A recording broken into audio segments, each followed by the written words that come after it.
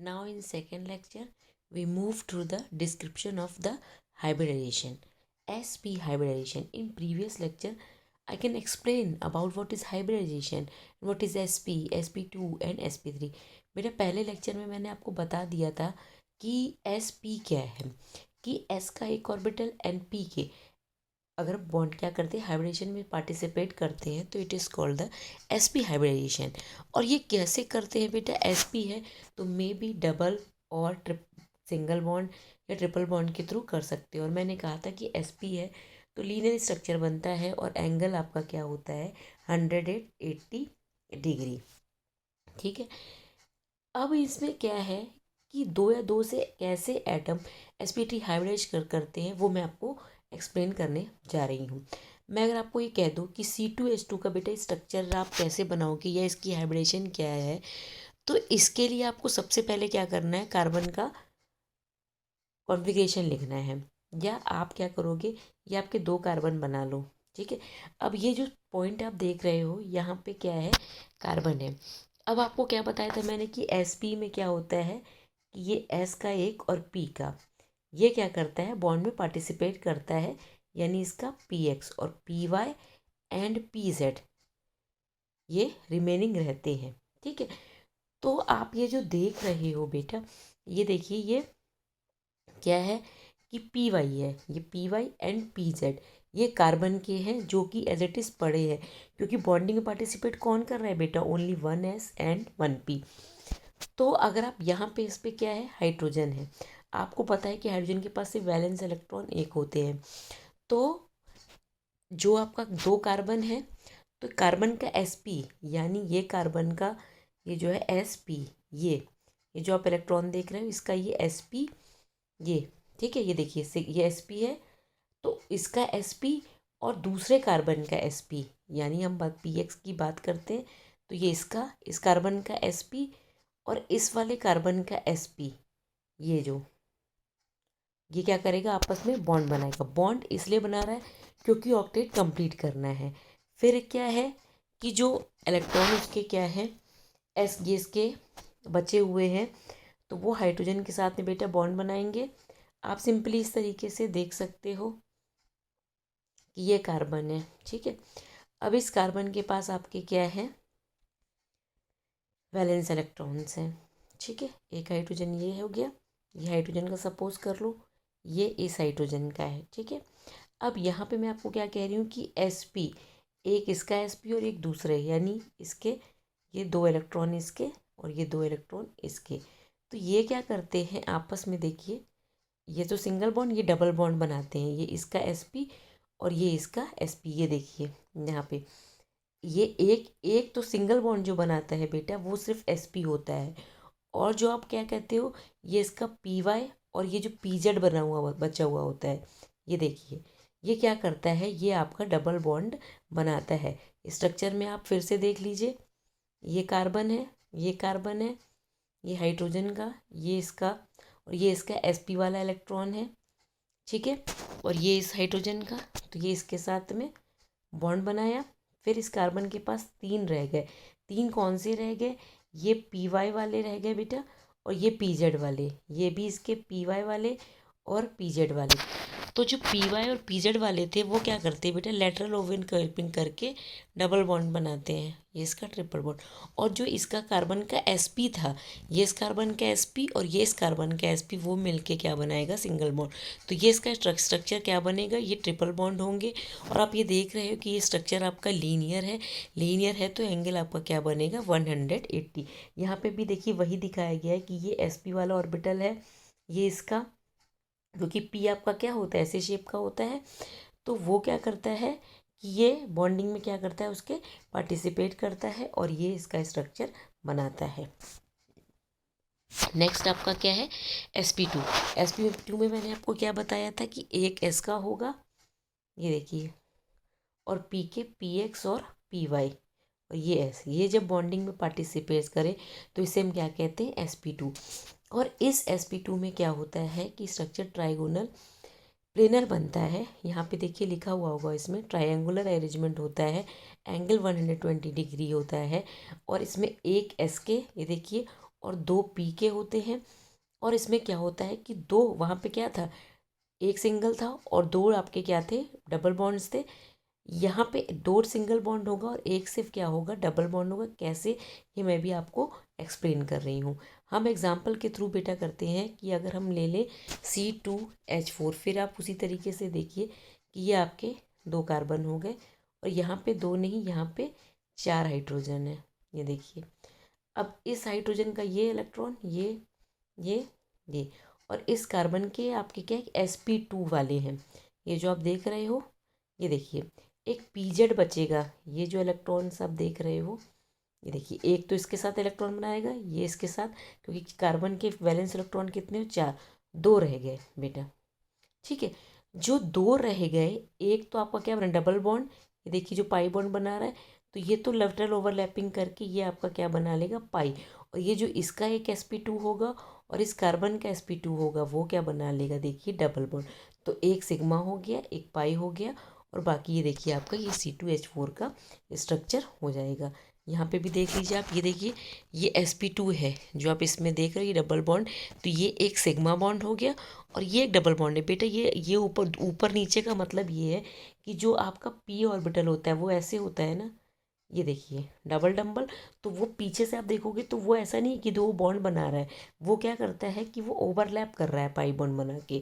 तो ऊपर नीचे दोनों इसी प्लेन्स में दिखाया गया है। ऐसा नहीं है कि आप इसे समझ लीजिए कि ये 2 क्या है, डबल बॉन्ड या पाई बॉन्ड बना रहे हैं। पाई बॉन्ड ओनली क्या है, एक है। पाई बॉन्ड ओनली एक है और एक आपका ये सिग्मा है। बाकी देखिए 2 हाइड्रोजन इधर हो गए जो सिग्मा बॉन्ड बनाए, और ये 2 इसके, क्योंकि वैलेंस इलेक्ट्रॉन कितने, 4। 2 एक कार्बन के 4 होते हैं, 2 इसने बनाए, 2 इलेक्ट्रॉन रह गए वो sp2 वाले। तो एक sp2 ने दूसरे sp2 के साथ क्या बना लिए, सिंगल बॉन्ड। और जो एक pz आपका रह गया, pz जो कि बॉन्डिंग में पार्टिसिपेट नहीं कर रहा है, वो क्या करेगा, पाई बॉन्ड बना लेगा। देन हम आते हैं sp3। नाम से ही क्लियर है कि अगर एक s का हो और p के तीनों हो जाए बेटा, ठीक है, ये s हो जाए, px py एंड pz तीनों पार्टिसिपेट करें तो उसे हम क्या कहते हैं, sp3। इसमें सारे सिंगल बॉन्ड होंगे और जो स्ट्रक्चर है ये है टेट्राहेड्रल। इसमें की एंगल मैंने आपको क्या बताया था कि 109.5 डिग्री या 109 डिग्री 28 मिनट भी कहीं कहीं बुक में लिखा हुआ होता है। अब कैसे होता है, अगर मैं आपको कह दूं कि CH4 का बेटा स्ट्रक्चर बनाइए, तो सबसे पहले आप क्या करोगे, कार्बन लिखोगे। आपको बार बार मैं कह रही हूँ कि आपको पता है कि कार्बन के वैलेंस इलेक्ट्रॉन कितने होते हैं, 4। ठीक है, अब ये चारों क्या होते हैं, ये sp3। ठीक है, अब ये देखिए sp3 है, ये वाले सारे क्या हैं, कार्बन के sp3, क्योंकि s का एक, p के तीनों। और ये हाइड्रोजन का क्या आया, हाइड्रोजन को आपको पता है कि सिर्फ क्या होते हैं, एक ही इलेक्ट्रॉन्स होते हैं उसमें, वैलेंस इलेक्ट्रॉन्स।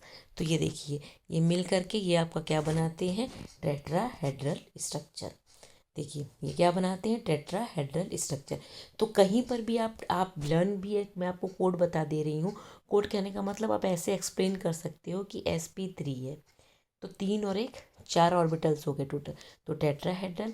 sp2 है तो 2 और 1 कितने हो गए, 3, तो ट्रायंगुलर। एंड sp2 आपके 2 है तो एक तरीके से आप लीनियर कह सकते हो। ये आगे जब आप sp3d sp3d2 पढ़ोगे तो उसमें ज़्यादा आपको ये ईजी रहेगा, रटना नहीं पड़ेगा।